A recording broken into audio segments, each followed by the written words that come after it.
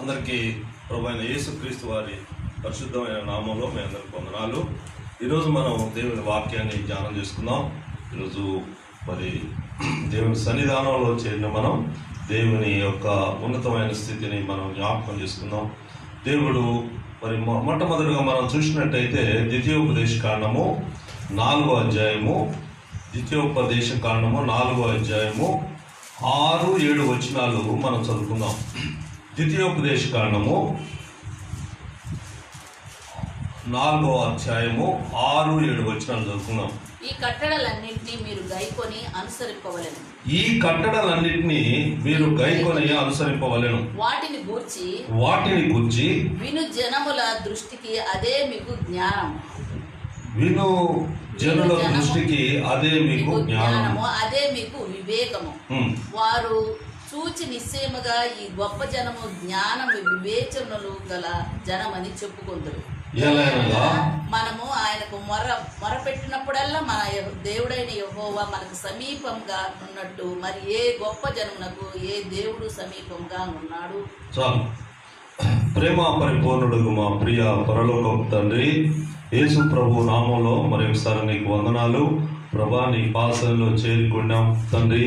ప్రస్తుత పరిస్థితులను ఎరిగిన దేవుడు ప్రభా, మేము నీ బిడ్డలం, నీ సొత్తు ప్రభా, మా దేవుడు ప్రభా, మమ్మల్ని కాపాడే దేవుడు, మమ్మల్ని రక్షించిన దేవుడు, మా కొరకు ప్రాణం పెట్టడానికి నీ ప్రియ కుమారుని ఈ లోకానికి పంపిన దేవుడు. ఆ ప్రేమామూర్తి ప్రేమను కాసేపు తలుచుకొని మరి మేము ధైర్యంగా ఈ లోకయాత్రలో ముందుకు సాగిపోవడానికి కావలసిన కృపను మాకు దయచేయమని, మీరే మహిమ పొందమని నీకే వందన స్తుతులు చెల్లించుకుంటూ యేసు ప్రభు నామంలో వేడుకుంటున్నాము తండ్రి, ఆమేన్. ఈరోజు మనం జ్ఞానములోని కొన్ని రకాలు, జ్ఞానాల్లో ఏ రకాలు ఉన్నాయి, ఆ జ్ఞానం ద్వారా మనం ఎట్లా ప్రవర్తిస్తే అది దేవునికి యోగ్యకరంగా ఉంటుంది అనేవి కొన్ని సంగతులు మనం చూసుకుంటున్నాం. మరి ఇక్కడ మనం ఏమని ఉందంటే, ఆయన కట్టడలన్నీ మీరు గైకొని అనుసరింపవలను, వాటిని గూర్చి విని జనము దృష్టికి ఇదే మీకు జ్ఞానము. కాబట్టి మనం మొట్టమొదటిగా ఏం చేయాలంటే, దేవుని కట్టడలన్నీ కూడా మనం అనుసరించి నడుచుంటాయే జ్ఞానం. ఈ లోకంలో జ్ఞానాలు ఎన్నో రకాలైన జ్ఞానాలు ఉన్నాయి. చాలా జ్ఞానవంతుడండి, చాలా తెలివైన వాడండి, మరి ఈయన ఎన్నో సంగతులు మనకు బయలుపరిచాడండి, మరి ఎన్నో సంగతులు కనుక్కున్నాడండి, ప్రపంచంలో ఎంతో మందికి ప్రయోజనకరంగా ఉన్నాడండి అని మనం ఎంతో మందిని గురించి, జ్ఞానాన్ని గురించి మనం ఎన్నో రకాలుగా చెప్తుంటాం. కానీ అసలు జ్ఞానం అంటే ఏంటి అని అంటే, ఎప్పుడైతే దేవుడు నిన్ను సృష్టించిన దేవుడు ఆయన కట్టడలను నీ ముందుంచుండు, ఆయన కట్టడలను మీరు గైకొని అనుసరింపవలను, వాటిని గూర్చి విను జనుల దృష్టికి అదే మీకు జ్ఞానము, అదే మీకు జ్ఞానము. కాబట్టి ప్రియమైన దేవుని బిడ్డలారా, మరి మనకు దేవుడు జ్ఞానాన్ని ఇచ్చిండు. జ్ఞానం అంటే మరి ఆయన యొక్క మనల్ని ఆయన నడిపించే విధానం, ఆయన ఏ విధంగా ఈ లోకంలో మనల్ని ఎందుకంటే దేవుడు మనల్ని జగత్తు పునాదులు మునిపే ఎరిగిన దేవుడు, మనల్ని మానవ రూపంలో సృష్టించిన దేవుడు. మానవులు మన పితరుడైన ఆదాము తన మాట విన్నందువల్ల, ఆయన కట్టడంలో అనుసరించినందువల్ల ఆయనకి మరి పాపం సంక్రమించింది కనుక అటువంటి ఆదాముని గురించి దేవుడే ఆలోచించి మానవుడి యొక్క మనుగడ దేవుడి చిత్త ప్రకారం నడిపించాలని ఆయన మరి ఇష్టపడిన వాడుగా ఉన్నాడు. కాబట్టి ఇశ్రాయేలుకి ఎన్నో కట్టడలు ఆయన విధించినట్టుగా మనం చూస్తుంటాం. మీరు ఇట్లుండాలా, మీరు ఇట్లుండాలా, ఇట్లా నా మాట విన్నప్పుడు మరి మీరు సజావుగా మీ జీవిత విధానం నడుస్తుంది అని దేవుడు చెప్పుకుంటూ వచ్చాడు. మొదటి వచనంలో చూస్తే 4 చూస్తే, కాబట్టి ఇశ్రాయేలులారా మీరు బ్రతికి మీ పితరుల దేవుడైన యెహోవా మీకు ఇచ్చుచున్న దేశములోనికి పోయి స్వాధీనపరచుకున్నట్లు మీరు అనుసరింపవలసిన విధులను కట్టడలను నేను మీకు బోధించుచున్నాను, వినుడి. కాబట్టి ఏమంటుందంటే, ఇశ్రాయేలులారా మీరు బ్రతికి మీ పితరుడైన దేవుడైన యెహోవా మీకు ఇచ్చుచున్న దేశంలోకి పోయి స్వాధీనపరచుకున్నట్లు అంటాడు. కాబట్టి ఈరోజు దేవుడు తన ప్రజలైన వారికి ఒక ఉన్నతమైన స్థలాన్ని ఆయన సిద్ధపరిచిన వాడుగా ఉన్నాడు. ఉన్నతమైన స్థితిని ఆయన ఇవ్వటానికి ఇష్టపడేవాడుగా ఉన్నాడు. కాబట్టి ఆయన చెప్తున్నాడు, మీ పితరులు మీరు బ్రతికి మీ పితరులు దేవుడైన యెహోవా మీకు ఇచ్చుచున్న దేశంలోనికి పోయి స్వాధీనపరచుకున్నట్లు మీరు అనుసరించవలసిన విధులు కట్టడలను నేను మీకు బోధించుచున్నాను. కాబట్టి దేవుడు మన అవిధేయ స్థితిని ఆయన ఎరిగిన వాడై ఉండి ఆయన కట్టడలను ఆయన విధులను మనకు బోధించేవాడుగా ఉన్నాడు. ఆ రోజుల్లో మోషేను ఆయన నాయకుడుగా ఎన్నుకున్నాడు. మోషే ఆ దేవుని మాటకు మరి విధేయత చూపెట్టి దేవుని తరపున ఆయన ఆ ఇశ్రాయేల్ జనాన్ని నడిపించడానికి మోషే ఇష్టపడ్డాడు. కాబట్టి మోషే తన జీవిత యాత్రలో మోషేని గురించి చెప్పాలంటే ఈజ్ గుడ్ లీడర్. ఎంత మంచి నాయకుడు అని అంటే ఆయన ఎన్నో కష్టాల్లో, ఎన్నో ఇరుకుల్లో, ఎన్నో ఇబ్బందుల్లో ఆయన తీసుకున్న తీర్మానం మీద ఆయన దేవుని ఘనపరుస్తూ వచ్చిండు. బైబిల్లో రాసింది కదా, అన్నాడు ఫరో కుమార్తెకు కుమారుని అనిపించుకొని ఆ సింహాసనాన్ని అధిష్ఠించుట కంటే తన ప్రజలైన వారితో శ్రమపడుట మేలని మోషే తలంచి. ఎంత చక్కటి డెసిషన్ అండి అది. ఎంత ఆయనకి కనపడే జీవితం, ఎంతో ఉన్నతమైన జీవితం ఈ లోకంలో. అయితే అది ఆయన పెంటగా ఎంచుకున్నాడు. ఇది కాదు, నాకు ఈ సుఖాలు వద్దు, నేను ఈ రాజరికం వద్దు, ఈ యొక్క ఉన్నతమైన స్థితి నాకు అవసరం లేదు, కానీ పర్మనెంట్గా అంటే శాశ్వతమైన లోకంలో దేవునితో ఎల్లకాలం సంతోషంగా జీవించే ఆధిక్యత కోసం మరి మోషే తీసుకున్న ఆ నిర్ణయం, ఆయన ఆజ్ఞలు, ఆయన కట్టడలను నేను అనుసరించాలా. ఖచ్చితంగా దేవుడు సజీవుడు. ఆయన నడిపించాలనుకున్న దేశానికి ఆయన నడిపించడానికి సమర్థుడైన వాడు కనుక నేను దేవుని మాట వినాలా అని ఖచ్చితంగా మోషే తన జీవితంలో తీర్మానం చేసుకున్నాడు. కనుకనే ఆ పితరుల దేవుడైన యెహోవా మీకిచ్చుచున్న దేశంలోనికి మీరు పోయి దాన్ని స్వాధీనపరచుకున్నట్లు మీరు అనుసరించవలసిన విధులు కట్టడలు నేను మీకు బోధించుతున్నాను వినుడి అని ఆయన చెప్తూ ఇక్కడికి వచ్చేసరికి కట్టడలన్నీ కూడా గైకొని గూర్చి విను జనుల దృష్టికి అదే మీకు జ్ఞానము అని. కాబట్టి ఈరోజు మనం జ్ఞానాన్ని గురించి మాట్లాడుతున్నాం. ఏంటి మొట్టమొదటిగా ఏంటి అని అంటే దేవుని కట్టడలను అనుసరించుటయే జ్ఞానం. అంతేగాని ప్రపంచంలో ఏ జ్ఞానం ఉన్నప్పటికీ అది ప్రయోజనకరం కాదు. నిన్ను సృష్టించిన దేవుడు, నిన్ను ప్రేమించిన దేవుడు, నిన్ను మరి ఆయన సముఖంలోకి ఆయన నడిపించడానికి ఎన్నో ఏర్పాట్లు చేసిన దేవుడు కనుక ఆయన నమ్మదగిన వాడు. మరి బైబిల్ గ్రంథంలో ఉంది, ప్రపంచంలో ఏ మనుష్యుడు కూడా నమ్మదగిన వాడు కాదు. కానీ మరి ఆయన అంటాడు, నేను అబద్ధం ఆడటకు నేను మానవుడా అని మరి మన దేవుడు మనకు సెలవిచ్చే దేవుడు. కాబట్టి నీ వెల్ఫేర్స్ అన్ని, నీకు కావలసిన ప్రతి ఒక్క పరిస్థితిని ఆయన ఎరిగి నీకు ఏ టైంలో ఏది ఇవ్వాలో అది ఆయన ఇచ్చే దేవుడు. కానీ నువ్వేం చేయాలా అంటే ఆయన కట్టడలను అనుసరించి నడుచుకోవటమే జ్ఞానం. కాబట్టి ఆయన నీకు చక్కటి జ్ఞానాన్ని ఇచ్చిండు. ఎందుకంటే మా బైబిల్ గ్రంథంలో చెప్తుందిగా, దేవుడు తన పోలిక చొప్పున తన రూపంలో నరుణ్ణి సృష్టించిండు. మరి ఆ నరుల్లో ఉన్న ఆత్మ దేవుడే నాసికారంధ్రములో ఊదిండు అంటాడు. కాబట్టి మానవుడి యొక్క ఆత్మ దేవుని నుండి మానవుడికి సంక్రమించింది. కనుక మానవుడు ఎంత జ్ఞానవంతుడు అంటే దేవుని చేత ఆమోదం పొందినవాడు, దేవుడి చేత ప్రేమ పొందినవాడు. కనుక దేవుడే మానవుడికి అటువంటి ఆధిక్యతను దేవుడు ఇస్తూ వచ్చిండు. కనుక ఇప్పుడు మానవుడు దేవుని దృష్టిలో ఎంతో విలువైన వాడు. కాబట్టి ఈ రోజు వచ్చే ఉపద్రాలు, ఈ రోజు వచ్చే కష్టాలు, ఈ రోజు వచ్చే ఇరుకులు, ఇబ్బందులు, ఈ వైరస్లు, ఈ యొక్క తెగుళ్ళు, ఈ యొక్క ఎన్నో భయంకరమైన పరిస్థితులు ఎందుకు వస్తున్నాయంటే మానవుడి యొక్క అవిధేయత వల్ల. కాబట్టి మనం ఎప్పుడైతే దేవుని కట్టడలను అనుసరించి జ్ఞానయుక్తంగా నడిస్తే వీటన్నిటిని కూడా మనం అధిగమించగలము అని మన పితరులు మనకి బోధించినట్టుగా మనం చూస్తుంటాం. కాబట్టి ఆ రోజుల్లో కూడా మరి ఇశ్రాయేల్ జనాన్ని బయటికి తెచ్చే ముందు మరి దేవుని యొక్క ప్రతిభ ఏంటి, దేవుని యొక్క శక్తి ఏంటి అని దేవుడు తన ప్రజలైన వారికి, తన శత్రువులకు కూడా తెలియజేయటానికి ఆ రోజు 10 తెగుళ్ళు తీసుకొని వచ్చినట్టుగా ఉంది. అందులో మరి వడగళ్ళు మొదటి తెగులు అయితే, రెండో తెగులు ఏంటి అని అంటే మిడతల దండులు వచ్చేసి అవి ఎంత భయంకరంగా వచ్చినాయి అంటే భూమిని కప్పేసినాయి అంట.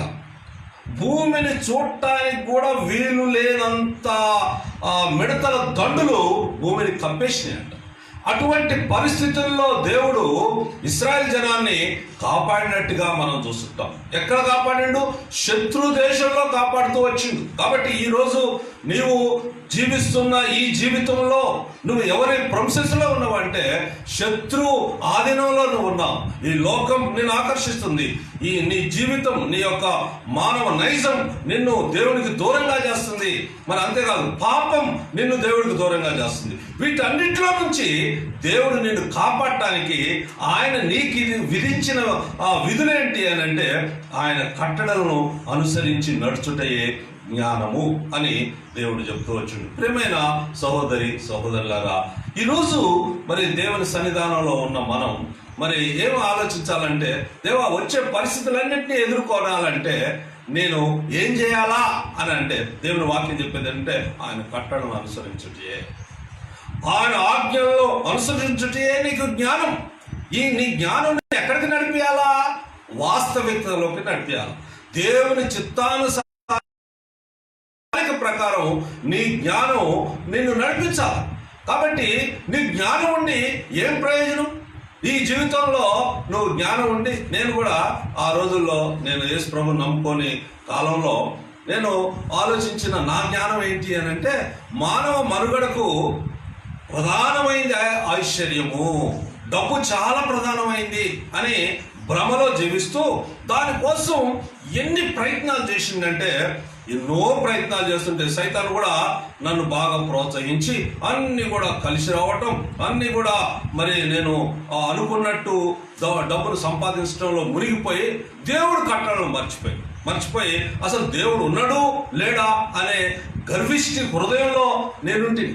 కాబట్టి అటువంటి పరిస్థితుల్లో దేవుడు నా మనోనేత్రం తెరిచి నేను జీవిస్తున్న జీవితం అంతా కూడా నేను గాలికి శ్రమ పడుతున్నా.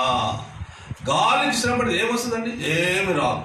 కాబట్టి నాకు జ్ఞానాన్ని ఎప్పుడు అనుగ్రహించిందంటే, ఎప్పుడైతే ప్రభువా నేను పాపిని, అయ్యా నాకు చేతగాని ఈ లోకంలో ఎంతో ఉంది కనుక నువ్వు సమర్థుడైన దేవుడు తండ్రి, నన్ను నడిపించు నాయన, నా హృదయంలోకి రా తండ్రి అన్నప్పుడు ఆయన నాకు తిరిగి జన్మ అనుభవంలోకి నన్ను తీసుకొని వచ్చినట్టుగా నేను చూస్తున్నాను. కాబట్టి అది జ్ఞానం.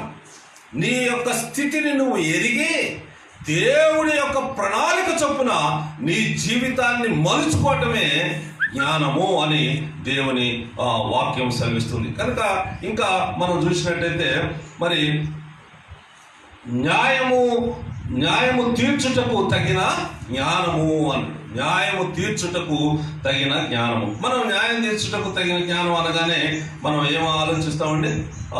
సొలొమోను విషయంలో మనం ఆలోచిస్తూ ఉంటాం. చూడండి, మరి రెండో దినవృత్తాంతాలు 1వ అధ్యాయము 11 నుంచి చూద్దాం. 2వ దినవృత్తాంతాలు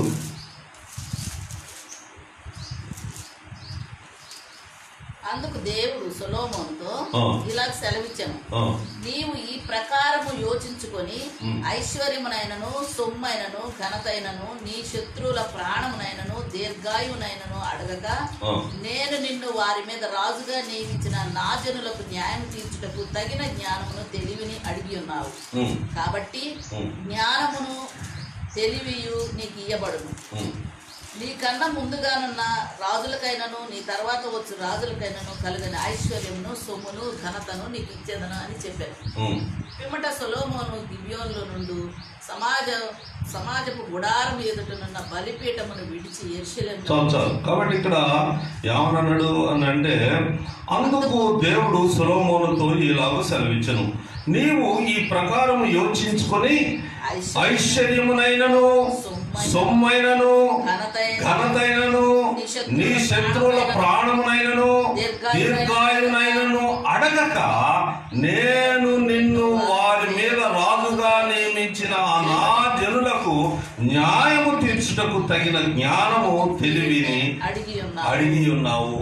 ఎంత చక్కని విషయం అండి ఇది. చాలా భావగర్భితమైంది, ఎంతో ఉన్నతమైంది. ఈ రోజుల్లో మరి మనం అందరం కూడా అవిధేయులంగా, ప్రభా నాకు సింహాసనం ఇచ్చినావు, మాకు రాజరికం ఇచ్చినావు, మరి వాళ్ళు అంతకుముందు ఉన్న రాజులందరూ కూడా అసలు మరి సౌలు లాంటి వాళ్ళు అన్నారు, ప్రభా నేను బెన్యామీను గోత్రం, నేను రాజుగా ఉండటకు నాకు అర్హత లేదు, మరి నన్నెందుకు ఇంతగా ఇచ్చిన అన్న సౌలు ఏ స్థాయికి ఎదిగిందంటే, తను ఉన్నతమైన స్థాయికి రాగానే, అంటే తను సింహాసనం మీద అధిష్ఠించగానే ఆయనకు వచ్చిన పరిస్థితి ఏంటి అంటే, నేను నాది, నాకున్న అధికారము అని గర్వించగానే దేవుడు మరి ఆయనను ఆ స్థితిలో నుంచి తొలగించినట్టుగా మనం చూస్తుంటాం.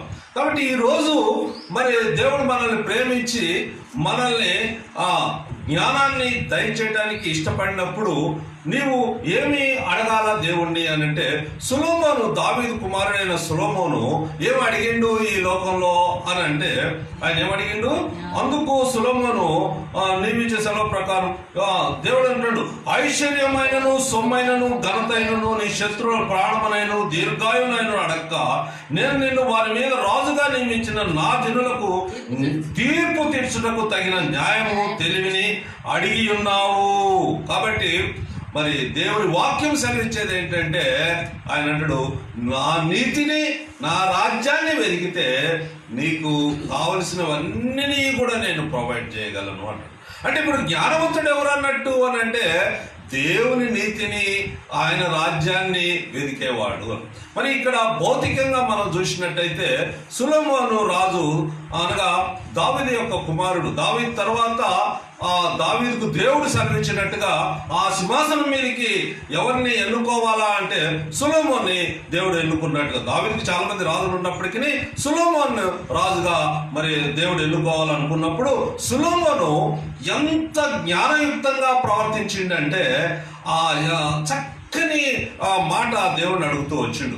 ఏం కావాలో సొలొమోను ఆ రాత్రి 7వ వచనంలో చూడండి, ఆ రాత్రి యందు దేవుడు సొలొమోనుకు ప్రత్యక్షమై నేను నీకు ఏమి ఇయ్యకూడదునో కోరుదు దాన్ని అడుగుమని సెలవీయగా సొలొమోను దేవునితో ఇలాగూ మనవి చేసెను.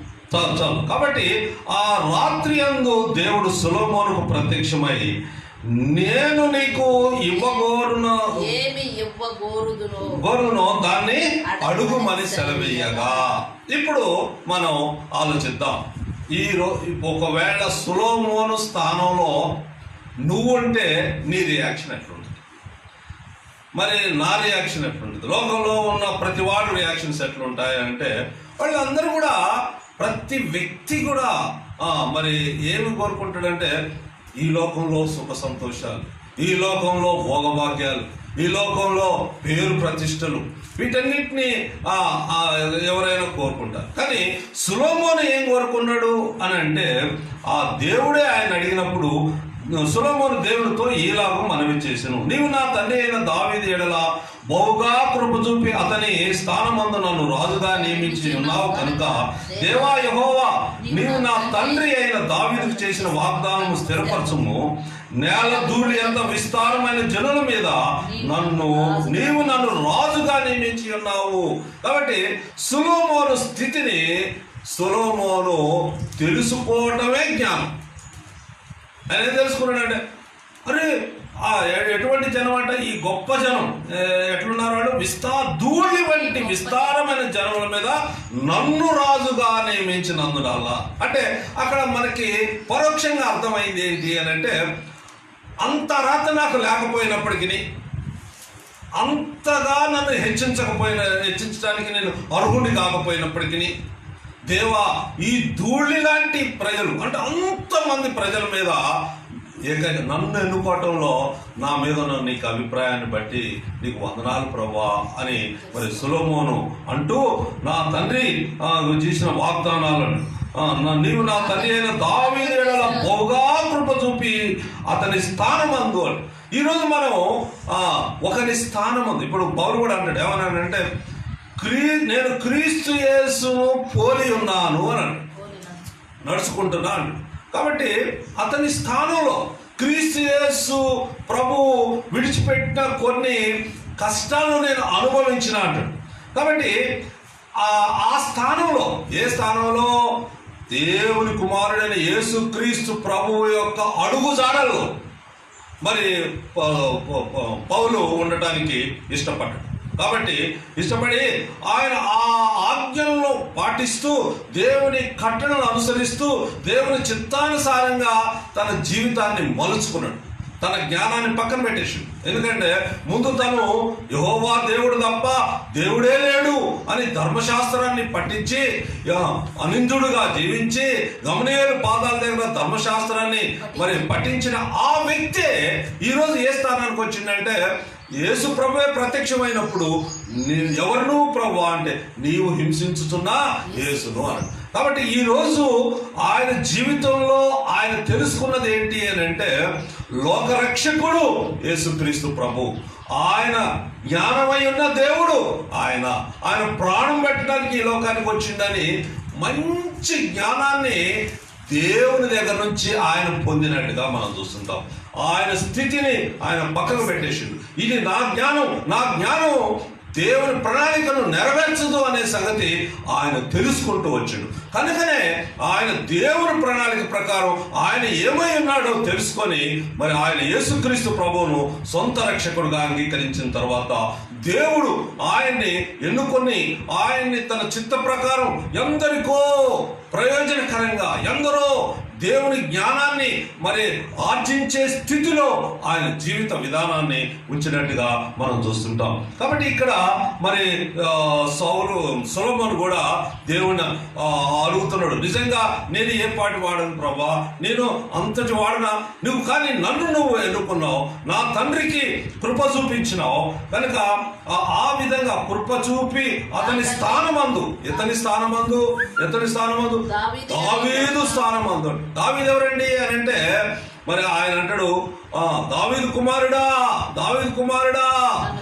నన్ను కరుణించు అని. అంటే యేసు ప్రభువుకి ఏం టైటిల్ పెట్టిండా ఆ గుడ్డి వ్యక్తి అంటే దావీదు కుమారుడు. కాబట్టి ఈరోజు సొలొమోను స్థానం ఏంటి అని అంటే, తన తండ్రి స్థానంలో తన్ని దేవుడు ఏర్పాటు చేసుకున్నట్టుగా మనం చూస్తుంటాం. అంతేకాదండి, సొలొమోనుకి ఎటువంటి జ్ఞానం ఇచ్చిందంటే, ప్రపంచంలో ఆయనకు ముందు కానీ ఆయన వెనక కానీ అటువంటి జ్ఞానం ఎవరికి లేదు. ఎందుకంటే నేను చిన్నప్పుడు చదువుకున్నాను, who is the real mother అని ఒక ఇంగ్లీషు పాఠం ఉండేది నేను చిన్నప్పుడు చదువుకున్నప్పుడు.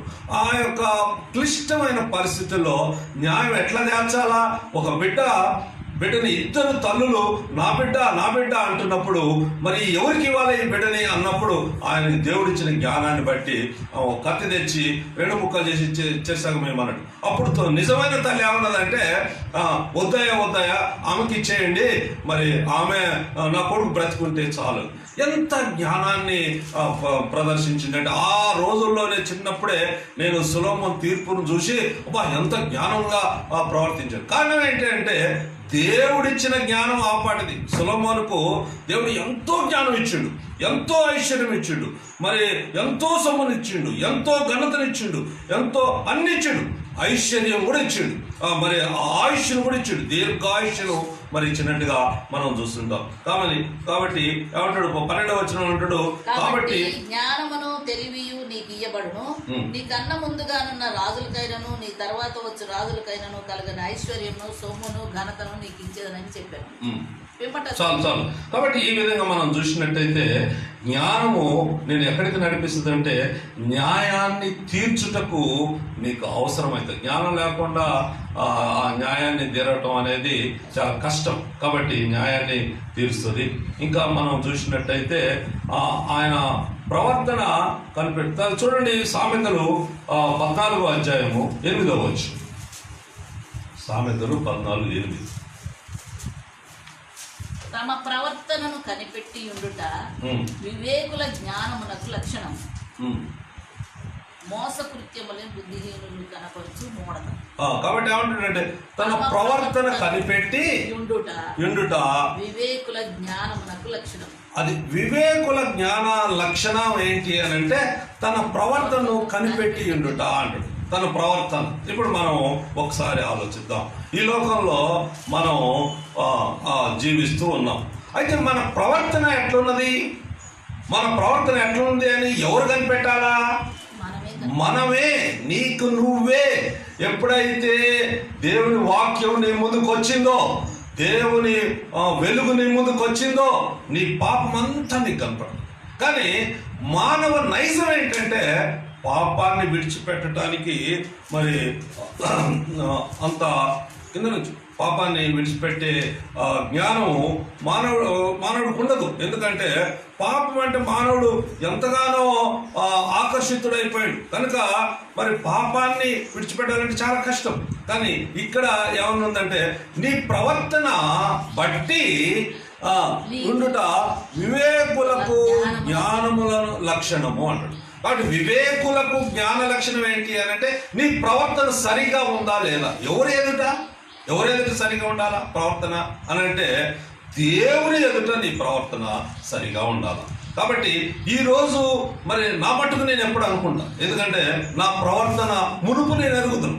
మరి ఇప్పుడు ఈ విధంగా మారటానికి కారణం ఏంటి అని అంటే నా వ్యక్తిగతంగా నేను దేవుణ్ణి తెలుసుకోవటం ద్వారా నా మనోనేత్రం తెరవబడి సత్యమేదో అసత్యమేదో, మరి ప్రయోజనకరమైనదేదో ప్రయోజనకరం కానిదేదో తెలుసుకునే జ్ఞానం అనగా నా ప్రవర్తన నేను దేవుని ఎదుట దేవుని కట్టడల ప్రకారం మలుచుకోవటానికి దేవుడు నాకు ఇచ్చిన జ్ఞానాన్ని బట్టి మరి నేను దేవుని వందనాలు చెల్లిస్తున్నాను. కాబట్టి ఈరోజు దేవుని ఎదుట నీ ప్రవర్తన ఎట్లుంది అంటే తన ప్రవర్తన కనిపెట్టి ఉండుట వివేకుల జ్ఞానమునకు లక్షణము.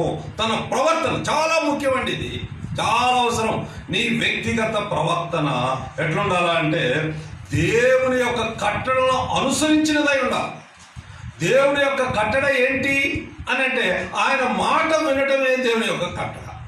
ఆయన మాట ఏంటి అని అంటే ఆయన మహోన్నతుడు, మహాదేవుడు కనుక ఆయన మనకును దేవునికి మరి చక్కగా ఒక సంధి చేయడానికి యేసుక్రీస్తు ప్రభును ఈ లోకానికి. అందుకని ఆయన యేసుక్రీస్తు ప్రభును చూపెట్టి ఈయన నా ప్రియకుమారుడు, ఈయన మాట మీరు వినండి అని దేవుడు చెబుతూ వచ్చు. కాబట్టి నీ జీవితంలో నీ ప్రవర్తన విషయంలో నువ్వు ఏం కనిపెడుతున్నావు? నీ ప్రవర్తన సరిగా చేసుకోవడానికి నువ్వు ఇష్టపడుతున్నావా? ఆ ఇష్టపడే జ్ఞానవంతుడు అని దేవుని వాక్యం ఖచ్చితంగా మనకు తెలియజేసినట్టుగా మనం చూస్తుంటాం. తర్వాత మనం చూసినట్టయితే సామెతలు 24వ అధ్యాయము, సామెతలు 24వ అధ్యాయము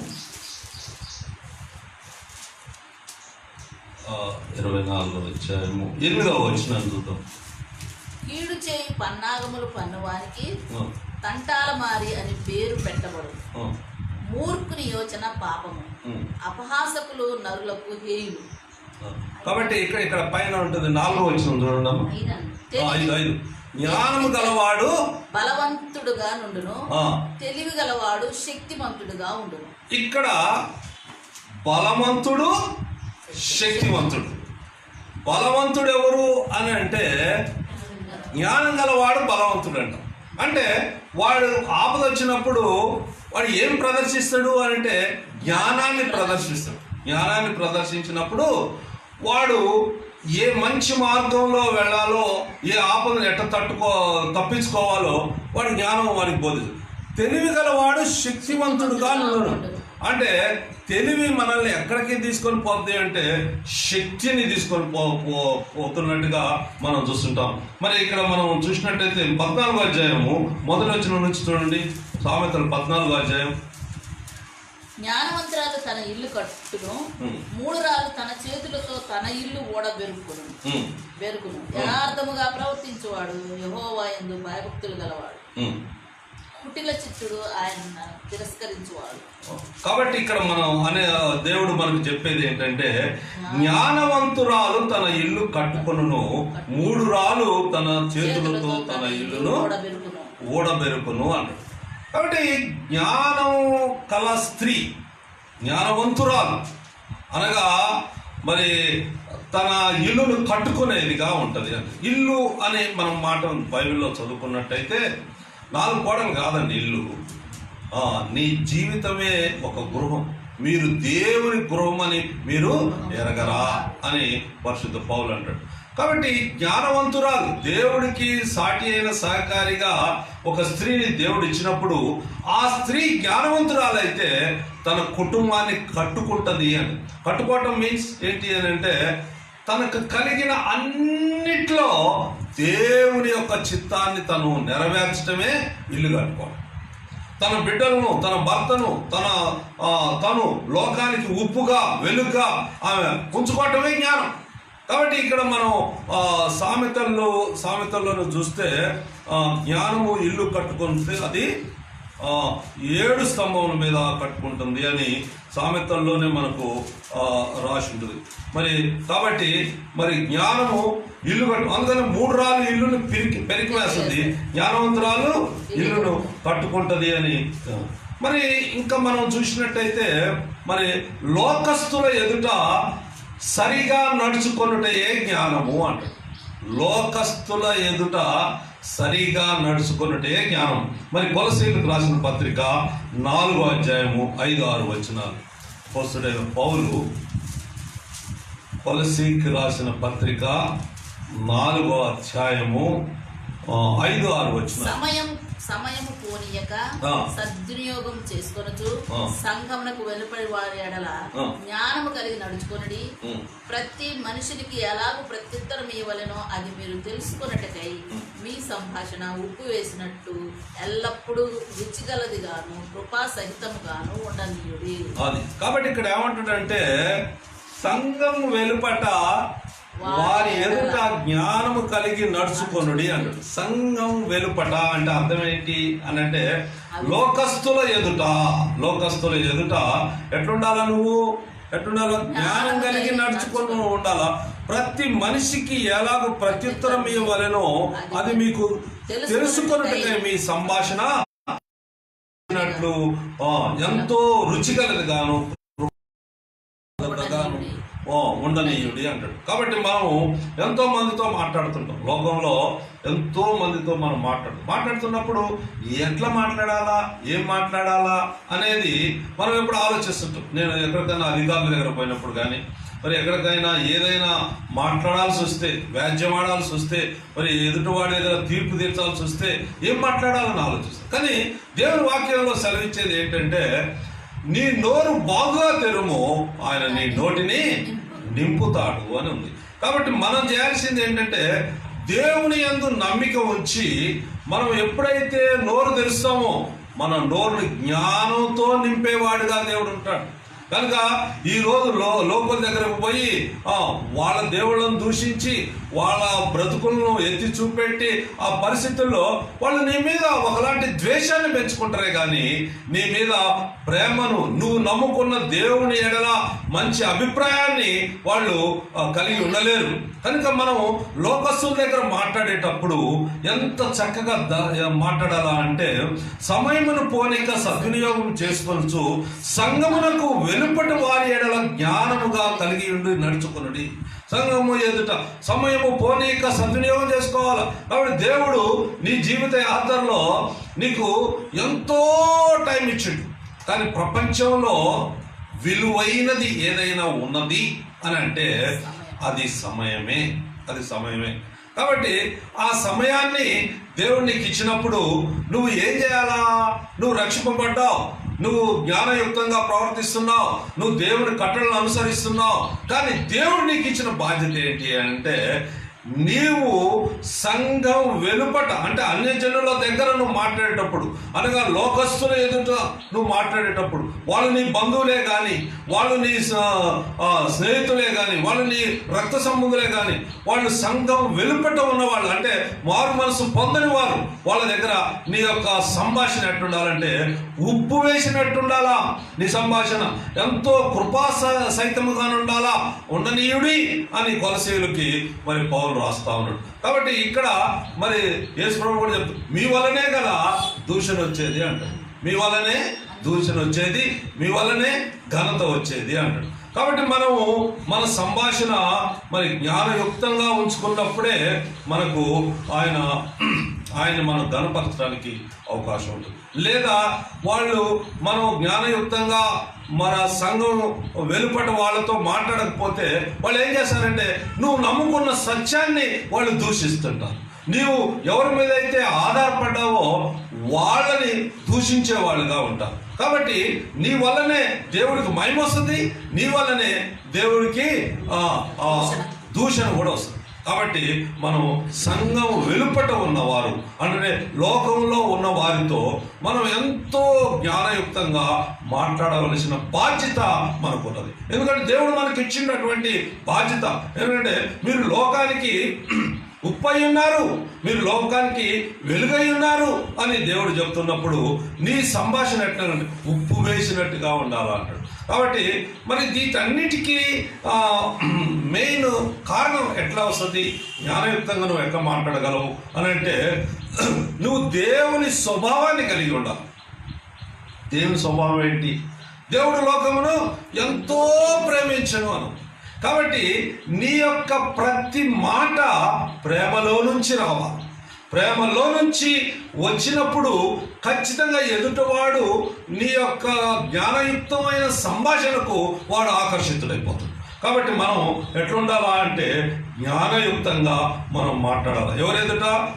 లోకస్తుల ఎదుట, మరి అన్యుల ఎదుట, మరి సంఘము వెలుపల ఉన్న వారి ఎదుట మనం ఎట్లా మాట్లాడాలంటే మనం ఎంతో జ్ఞానయుక్తంగా మాట్లాడాలి. కాబట్టి ఈరోజు పరిస్థితులన్నీ మనం అందరం ఎరుగుదాం. పరిస్థితులు చాలా భయంకరంగా ఉన్నాయి. చాలా భయంకరంగా ఉన్నాయి అనడానికి మనం ఎన్నో చూస్తున్నాం. ఇప్పుడు లోకంలో ఎన్ని చూస్తున్నాం?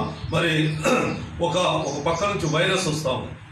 అది ఎంత భయంకరమైందంటే అది ముట్టుకుంటేనే వాడి ద్వారా ఇంకొకటికి సంక్రమిస్తుంది అంటాడు. ఇది మానవ జ్ఞానానికి అందనిది. అంటే దాన్ని తప్పించుకొనుట ఏ మానవుడికి సాధ్యం కాదు అని డిక్లేర్ చేసి దానికి మానవ జ్ఞానంతో మీరు తలుపులో వేసుకొని లోనే ఉండండి, బయటికి వెళ్ళకండి, మీరు కట్టడిలో ఉండండి, మీకు మీరు కాపాడుకోండి అని ఏదో చెప్తారు. అయితే మనం దేవుని వాక్యం చెప్పేది ఏంటంటే, మనల్ని మనం కాపాడుకోగలమా? ప్రశ్న. మనల్ని మనం కాపాడుకోగలమా అని ఆలోచిస్తే, కొంచెం లోతుగా ఆలోచిస్తే ఏమి నీకు సమాధానం వస్తుందంటే, లేము, మనల్ని మనం కాపాడుకోలేము అనే సమాధానం. మరి కాపాడేది ఏముంది అని అంటే, దేవుడు మనకిచ్చిన జ్ఞానము. దేవుడు మనకిచ్చిన జ్ఞానం మనల్ని ఎక్కడికి నడిపిస్తుంది అని అంటే, దేవుని ఉద్దేశాన్ని సఫలం చేయుటకు దేవుడు మనకిచ్చిన జ్ఞానాన్ని మనల్ని నడిపిస్తుంది. కనుక మరి దేవుడు ఏ జ్ఞానాన్ని ఇచ్చిండు అంటే, ఆపదల్లో 90వ కీర్తనలో చూస్తాం, మహోన్నతుని చాటున నివసించేవాడే సర్వశక్తిమంతుని నీడన విశ్రమించేవాడు, ఆయన నా కోట, నా దుర్గము, నా శైలము అని మరి మోషే గారు చెప్తున్నాడు. కాబట్టి అందులోనే అంటాడు, దీర్ఘాయు చేత నేను నింపుతా, శ్రమలో నీకు తోడుగా ఉంటా, నీకు కుడికి కానీ ఎడమకు కానీ నేను తిరగకుండా నేను కాపాడుతా, నీ దగ్గర 10,000 మంది కూలినా 1000 మంది పడి ఒక పక్క పడ్డా నీకు ఏ అపాయం సంభవించకుండా నేను కాపాడుతా అని దేవుడు మానవుల పట్ల దేవుడు వాగ్దానం చేసిన దేవుడుగా ఉన్నాడు. కాబట్టి ఈరోజు నువ్వు లోకంలో జ్ఞానయుక్తంగా నడిచినప్పుడు, అనగా దేవుని చిత్తానుసారంగా నీ యొక్క జీవితాన్ని మలుచుకున్నప్పుడు దేవుడు నిన్ను కాపాడేవాడుగా ఉంటాడు. ఎందుకంటే ఆయనకట దేవుడు ఏమైనా చేయగలడు. దేవుడు దేన్నైనా మార్చగలడు. చీకటిని వెలుగుగా మార్చగలడు, వెలుగుని చీకటిగా మార్చగలడు. కాబట్టి దేవుడు కాలాన్ని, సమయాన్ని కూడా మార్చగలడు. దానియేలు గ్రంథం 2వ అధ్యాయము 21వ వచనంలో చూస్తే, దానియేలు గ్రంథంలో చూడండి, దానియేలు రాసిన గ్రంథం 22వ అధ్యాయం 21వ వచనం, 2:21.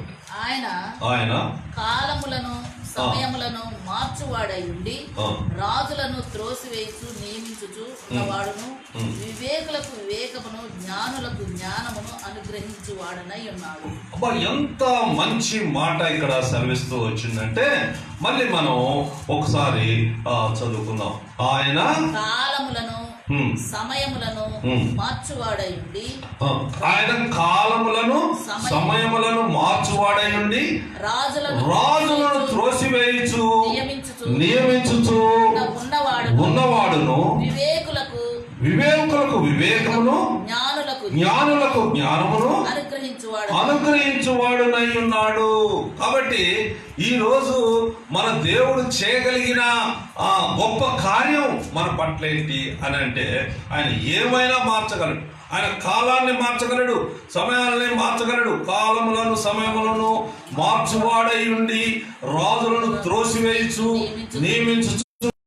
కాబట్టి ఒక రాజ్యాన్ని కూలగొట్టాలన్నా, ఒక రాజ్యాన్ని కట్టాలన్నా ఆయన వశంలో ఉన్నది అని దేవుని వాక్యం సెలవిస్తుంది. కాబట్టి ఆయన వివేకులకు వివేకమును జ్ఞానులకు జ్ఞానమును అనుగ్రహించువాడనై ఉన్నాడు. జ్ఞానులకు జ్ఞానమును అనుగ్రహించువాడై ఉన్నాడు. కాబట్టి ప్రియమైన దేవుని బిడ్డలారా, జ్ఞానులకు జ్ఞానము ఇచ్చేవాడు ఎవరు అంటే, అనుగ్రహించేవాడు ఎవరు అంటే ఆయన దేవుడు. కనుక దాని తన జీవితంలో చెబుతా ఉన్నమాట, ఆయన జ్ఞానులకు జ్ఞానము దయచేసేవాడు. ఎవరు జ్ఞానులు అంటే, ఆయన వెదికేవారు జ్ఞానులు. ఆయన ప్రణాళిక చొప్పున వాళ్ళ జీవితాన్ని మరి మలుచుకునేవారు జ్ఞానులు. వాళ్ళు సమయాన్ని బట్టి ఎంతో చక్కగా మాట్లాడగలిగే జ్ఞానులు. వాళ్ళ ప్రవర్తనను కనిపెట్టి వాళ్ళు జ్ఞానయుక్తంగా మలుచుకునే వాళ్ళు జ్ఞానులు. మరి వాళ్ళు జ్ఞానం ఏం చేస్తుందంటే, నిన్ను కడుతుంది అంటారు. నిన్ను కట్టేది జ్ఞానం. కాబట్టి ఈ లోక జ్ఞానం నిన్ను కట్టదు, నీకు సదుపాయాలు ఇవ్వగా కాబట్టి మరి జ్ఞానము ఘోషించుతున్నది. మరి సామెతలు 8వ అధ్యాయంలో యేసు ప్రభువుని గురించి అక్కడ రాయబడి ఉన్నది. సామెతలు 8వ అధ్యాయం చూడండి. జ్ఞానము ఘోషించుచున్నది, వివేచన తన స్వరమును వినిపించుచున్నది. త్రోవ పక్కన రాజవీధుల మొగల్లోనూ నడి మార్గములలోనూ అది నిలుచుతున్నది. అది కాబట్టి జ్ఞానం అంటే ప్రభువైన యేసుక్రీస్తు వారే జ్ఞానం. కాబట్టి ఆయన నువ్వు కలిగి ఉంటే నీ జీవితంలో నువ్వు ఏం తప్పించుకోగలవు అని అంటే, లోకంలో వచ్చే ఆపదల్లో, ఇరుకుల్లో, ఇబ్బందుల్లో, వీటన్నిటిలో నుంచి దేవుడు నిన్ను తప్పించగల సమర్థుడు. ఎందుకంటే కాలములను సమయములను ఆయన మార్చువాడైన దేవుడు, జ్ఞానులకు జ్ఞానాన్ని అనుగ్రహించిన వాడైన దేవుడు, రాజులను పడగొట్టి ఆయన ఇష్టం వచ్చిన రాజును ఎక్కించగల దేవుడు ఆయన. కాబట్టి ఆయనకు అసాధ్యమైంది ఏది కూడా లేదు. ఎందుకంటే ఇంకో మాట మనం ఆమోస్ గ్రంథం 5వ అధ్యాయం 8వ చూస్తే, చీకటిని వెలుగుగా మార్చే దేవుడు అంట. ఆమోసు ఎంత అంటే 757వ పేజీలో ఆ మాట రాసింది. ఆమోసు 5:8 చదువుమా. ఆయన సప్త ఋషి నక్షత్రములను మృగశీర్ష నక్షత్రమును సృజించిన వాడు, కారు చీకటిని ఉదయముగా మార్చువాడు, పగటిని రాత్రి చీకటి వలె మార్పు చేయువాడు. అది పగటిని రాత్రి చీకటి వలె మార్పు చేయగలవాడు. కాబట్టి మనం చూసినట్టయితే ఆయన చీకటిని వెలుగుగా మార్చేవాడు, వెలుగుని చీకటిగా మార్చేవాడు. కాబట్టి అంత శక్తివంతుడైన దేవుడు. కీర్తనలు 18వ అధ్యాయం 28వ వచనం చూద్దాం. కీర్తనలు 18వ అధ్యాయము. యెహోవా మార్గములను నేను అనుసరించుచున్నాను, భక్తిహీనుడనై నేను నా దేవుని విడిచిన వాడను కాను. కాబట్టి ఏమంటాడు ఆయన? యెహోవా మార్గములను నేను అనుసరించుచున్నాను. 28లోనా 28 చూడండి. నా దీపము వెలిగించు వాడవు నీవే, నా దేవుడైన యెహోవా చీకటిని నాకు వెలుగుగా చేయును. అది ఎంత చక్కని మాట అంటే, నా దీపము వెలిగించు వాడవు నీవే.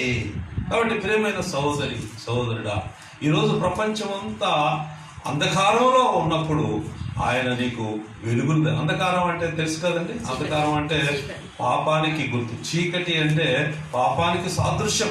కనుక ప్రపంచంలో ఈరోజు భయభ్రాంతులతో ఉన్నారు ప్రపంచం అంతా. ఒక పక్క సౌదీ అరేబియాలో ఒక షాపింగ్ మాల్లలో కాకులన్నీ వచ్చేసి ఆ కార్ల దగ్గర ఉన్నాయి. ఎవడన్నా వస్తే వాడిని పొడుద్దామని. మరి చిన్నప్పుడు నన్ను కూడా కాకులు పొడిచే స్వభావం కాకులకు ఉంది. కాకులు పిల్లలు ఎక్కడ కింద పడితే ఆ ప్రాంతంలో ఉన్న వాళ్ళందరినీ పొడుస్తూ ఉంటాయి.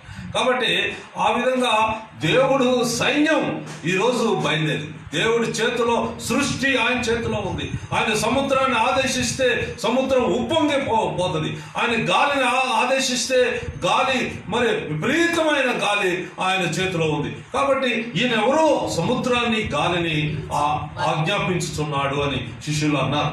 కాబట్టి సర్వాధికారి అయిన దేవుడు, సర్వశక్తివంతైన దేవుడు ఆయన ఏం చేయగలడు అంటే నీ దీపమును వెలిగించువాడు ఆయనే. కాబట్టి మానవుడి నరుని హృదయం యెహోవా పెట్టిన దీపము అని. ఆ హృదయాన్ని వెలిగించాలా అంటే ఆయనే వెలిగించాలి, ఎవ్వడి తరము కాదు. కాబట్టి నీ దీపమును వెలిగించువాడు నీవే, నా దేవుడని యెహోవా చీకటిని నాకు వెలుగాను చేయును. కాబట్టి ఈరోజు నువ్వు భయపడాల్సిన అవసరత లేనే లేదు.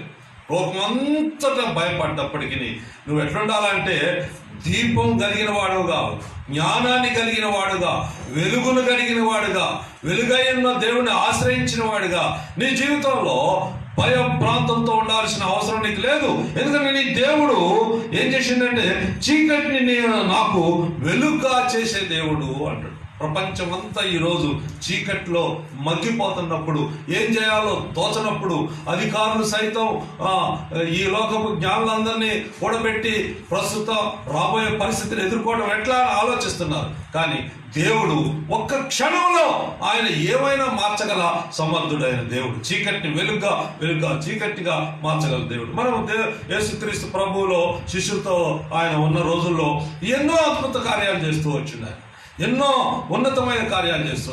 కానీ ఆయన చేసిన కార్యాలు అన్నిట్లో కన్నా ప్రాముఖ్యమైన కార్యం ఏంటి అని అంటే చీకటిలో ఉన్న మన బ్రతుకులను వెలుగులోనికి తీసుకొని వచ్చింది. నశించిన దానిని వెతికి రక్షించటకు మనిషి కుమారుడు ఈ లోకానికి వచ్చిందని దేవుని వాక్యం మరి సెలవిస్తూ ఉన్నది.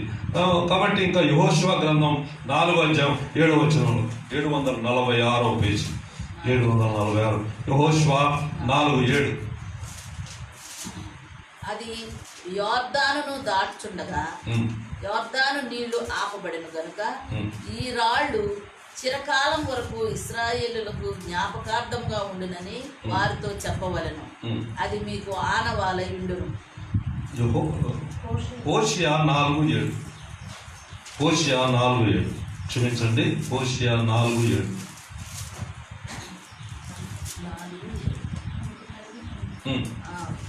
ఒకడు మరియొకనితో వాదించినను ప్రయోజనము లేదు, ఒకరిని గద్దించినను కార్యము కాకపోవును.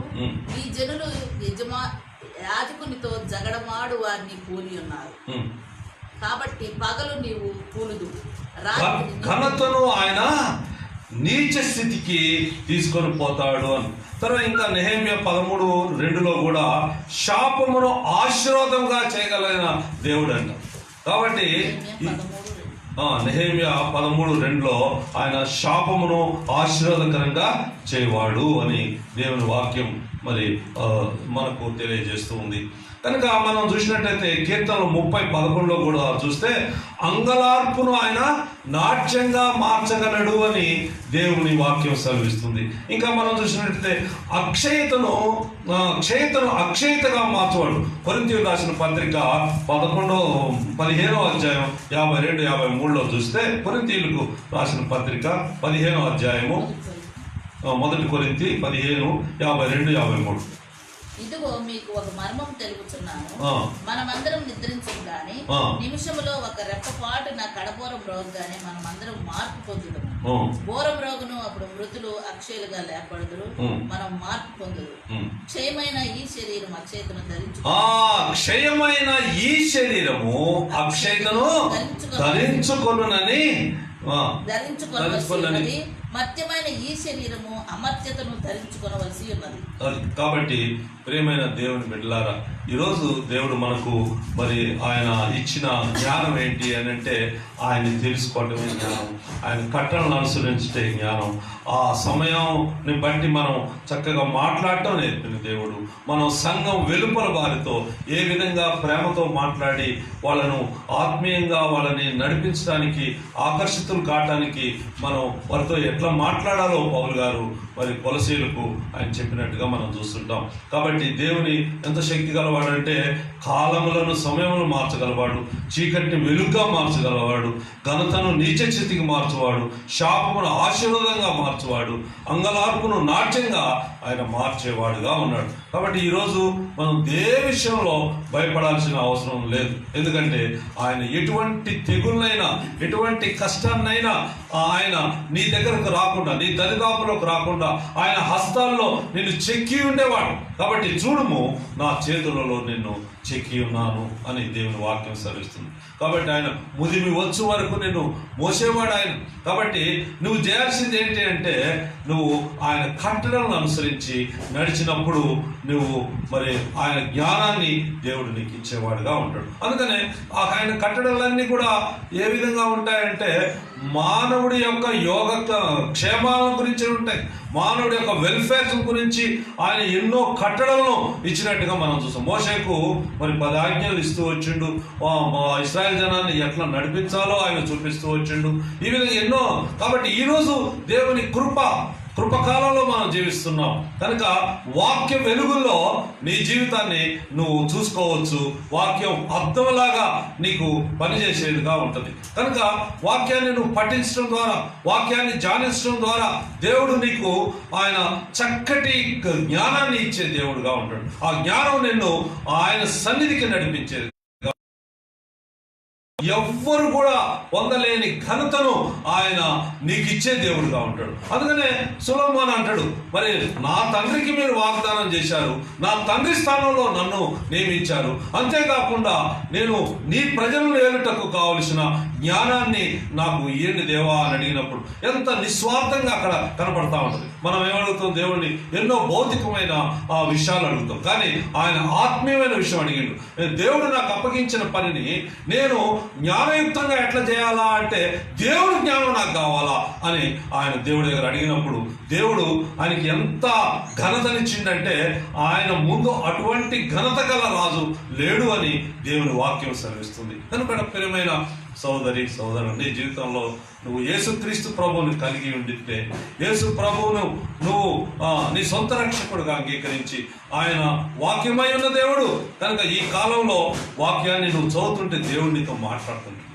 దేవుడు నిన్ను తప్పించే మార్గాన్ని కూడా ఆయన చూపించే దేవుడుగా ఉంటాడు. కానీ అట్టి దేవుణ్ణి నీ సొంత రక్షకుడుగా అంగీకరించి నువ్వు నీ జీవితాన్ని ధన్యం చేసుకొని జ్ఞానంలో నువ్వు నడుస్తూగాక. ప్రార్థన చేసుకుందాం. ప్రేమ పరిపూర్ణుడు మా ప్రియ పరలోకపు తండ్రి, యేసుక్రీస్తు వారి అతి శ్రేష్టమైన నమ్మకమైన నామంలో నీకు వందనాలు ప్రభువా. మమ్మల్ని ప్రేమించి జ్ఞానాన్ని గురించి, జ్ఞానంలో ఎన్ని రకాలు ఉన్నాయో మాకు మీరు బోధించినందుకు వందనాలు ప్రభువా. జ్ఞానం మరి మమ్మల్ని ఎక్కడికి తీసుకొని పోతుంది, జ్ఞానం మరి మమ్మల్ని పవిత్రతలోకి, దేవుని చిత్తంలోకి, దేవుడు మా ఎడల కలిగిన ప్రణాళికలోకి మమ్మల్ని నడిపిస్తుందని, జ్ఞానం గలవాడు తన ఇల్లు కట్టుకుంటాడని, మరి జ్ఞానం మరి ఘోషిస్తూ ఉంది, ప్రయాసపడి భారం మోస్తున్న వాళ్ళారా నా ఎదుకు రండి, మీకు నేను విశ్రాంతి కలుగజేస్తా అని జ్ఞానం మరి ఈరోజు ఘోషిస్తూ ఉంది. కనుక తండ్రి, మా బాధలు, మా ఇరుకులు, మా ఇబ్బందులు, మాకున్న కష్టాలు ఇవన్నీ కూడా మరి మీరు అనుభవించి మీ శాంతిని, మీ సమాధానాన్ని మాకు దయచేసే దేవుడు అయినందుకు నీకు వందనాలు ప్రభా. అట్టి జ్ఞానాన్ని వినువారందరికీ దయచేసి మేమందరం కూడా జ్ఞానయుక్తంగా మరి ప్రవర్తించి మేము అందరం కూడా క్షేమంగా పరలోక రాజ్యం చేరడానికి కావాల్సిన కృప మీరు యేసుక్రీస్తు ప్రభులో మాకు దయచేస్తారని నమ్ముతూ ధైర్యంగా ముందుకు సాగిపోయే భాగ్యాన్ని, ఈ యొక్క పరిస్థితులను ధైర్యంగా ఎదుర్కొనే స్థితిని మాకు దయచేయమని యేసు ప్రభు నామంలో వేడుకుంటున్నాము తండ్రి. ఆమేన్. Praise the lord.